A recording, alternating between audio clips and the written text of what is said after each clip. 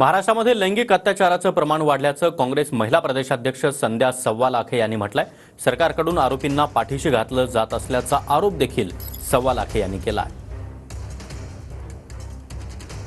अशा प्रकारचे विकृत माणसं ज्यावेळेस आमच्या आई बहिणीला किंवा आमच्या मुलींच्या अंगावर हात टाकतात त्यावेळेस यांना पुन्हा अशा काही कायद्याचा बडगा दाखवला पाहिजे की पुन्हा त्यांना तशा प्रकारचा विचार देखील मनात येता कामा नये।